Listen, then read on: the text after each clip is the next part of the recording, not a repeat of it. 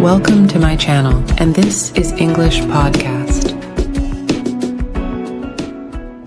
Welcome back to English with Catherine. Now, before we get started, I know you're probably thinking not another sponsorship, but hear me out. This one is epic. The British Council. When I was working in London a few years back before the pandemic, I knew this language school as literally the most prestigious language school ever. They had this amazing reputation and everyone knew who they were. So you can imagine my reaction when they emailed me. Today, I really want to tell you about the British Council's official, private, online tutoring service. English Score Tutors. This is a premium service for serious learners. If you really want to make your English sparkle, this could be for you. I mean, even their name is great. The British Council. The learning process is truly bespoke, completely tailored to your needs. And of course, you can learn from anywhere in the world. The best thing is that you can create a personalised study plan with your tutor that highlights all of your personal weaknesses that you need to work on.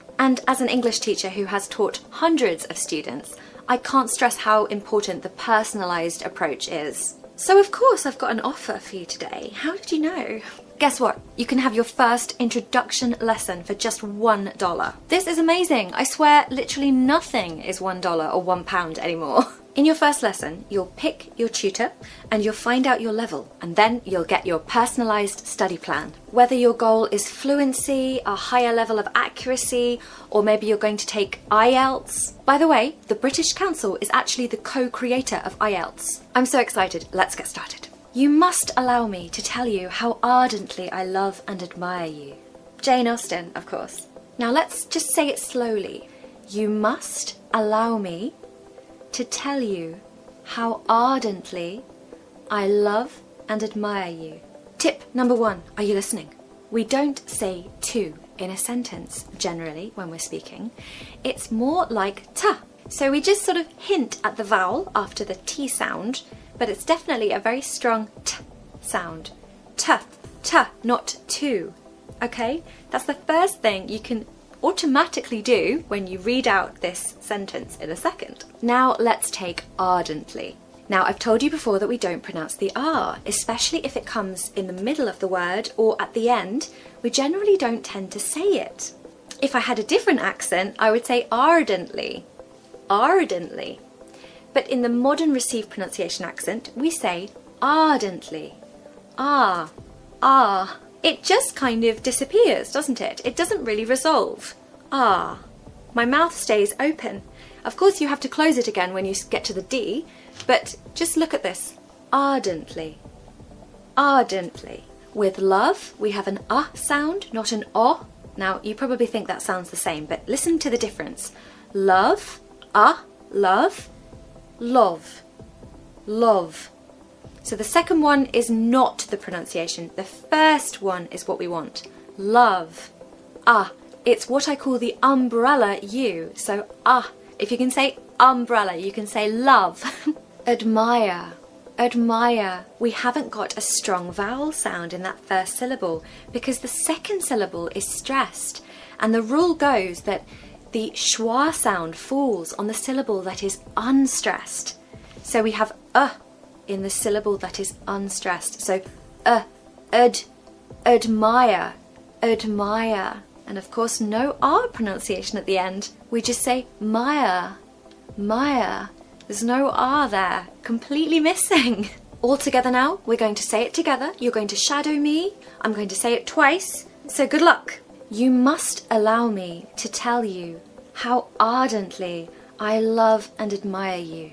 You must allow me to tell you how ardently I love and admire you.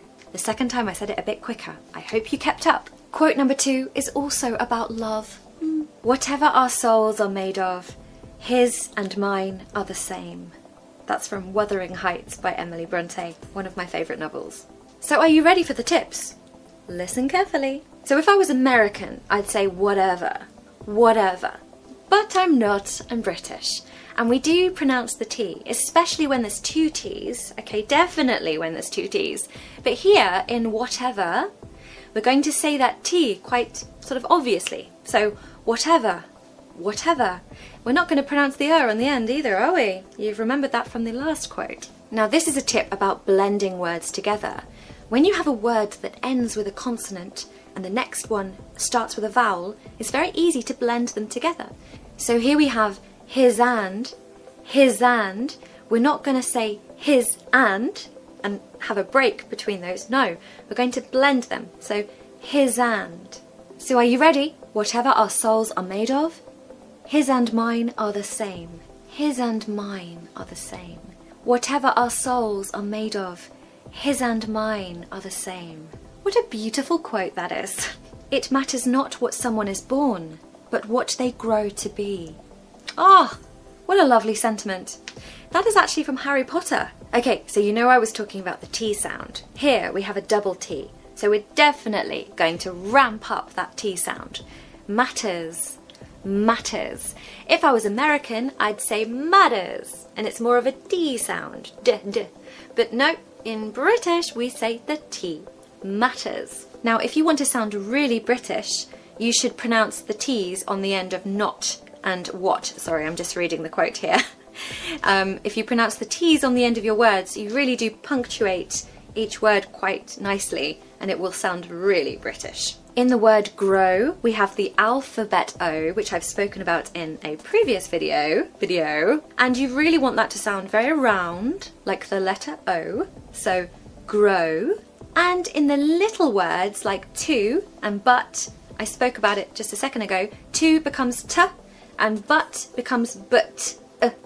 Okay, so with modern RP, what we're doing is we're kind of reducing those vowels. Very often we just change them into schwas because we think that it sounds nicer, a little bit softer. Are you ready to say it together? It matters not what someone is born, but what they grow to be. It matters not what someone is born, but what they grow to be.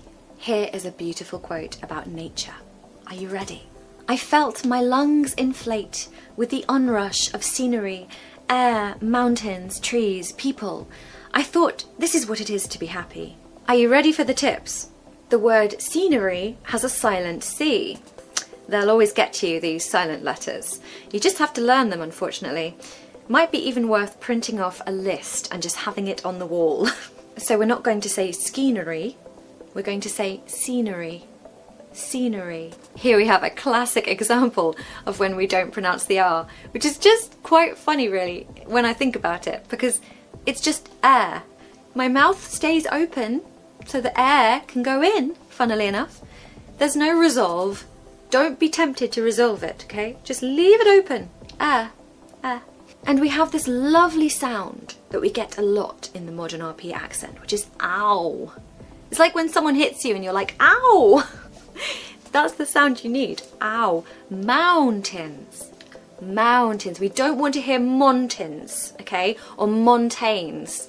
It's mountains. The second part is like tins, like a tin of soup. Think of that word, tin, and you'll pronounce it perfectly. Now, again, if you really want to sound very, very British, you should pronounce the T's on the end of even the little words, like it. Let's start with compound sentences today. What do you remember about them? They join to sentences together. Yes, to independent clauses, how do we join them? With conjunctions? Correct. Do you remember the coordinating conjunctions? I think so. Is it fanboys? Exactly. And what does fanboys stand for? For, and, nor. Go on. But, or, yet, so. Perfect. Now, give me a compound sentence using but. All right, I wanted to study, but I was too tired. That's a great start. Can you identify the two independent clauses there? I wanted to study is one, and I was too tired is the other. Brilliant. So, what's the role of but in this sentence? It connects the two clauses. Yes, it's the coordinating conjunction. Now, can you give me another example? But this time using so. Let me think. It was raining, so I stayed inside. Excellent. What's the first clause in that sentence? It was raining. And the second? I stayed inside. Great work. Why do you think we use so there? Because it shows a result. Exactly. It shows cause and effect now. Try one with and. I finished my homework and I watched TV. Good example. What's happening here? The two things are related, but neither one causes the other. Spot on and just joins ideas that are equal. Can you make one with or now? Sure, we can go to the park or we can stay home. Nice work. What's the purpose of or in this case? It gives a choice. Perfect. Now let's make it a bit trickier. Can you combine 3 independent clauses in one sentence? Oh, 3. All right, I wanted to go for a run, but it started to rain, so I stayed home. That's excellent. You've got conjunctions in there. But and so, what's the role of each? But shows contrast, and so shows the result. Brilliant, you're getting the hang of this. Shall we try one more challenge? Use nor this time. Oh, that's a tough one. I didn't like the movie, nor did I enjoy the popcorn. Fantastic sentence. What's special about nor here? It makes the sentence negative. Exactly. And did you notice how did I enjoy changes word order after nor? Oh, right, it sounds a bit like a question. Yes, that's because nor often flips the subject and verb. Well done for spotting that. Thanks, I didn't realize it worked that way. That's the beauty of grammar. There's always something new to learn. Let's try one final example before we move on. How about using yet? All right, I was really tired, yet I couldn't fall asleep. Excellent choice. What does yet show here? It shows a contradiction. Exactly. It's like saying but a little stronger. Well done so far. Shall we build on this next?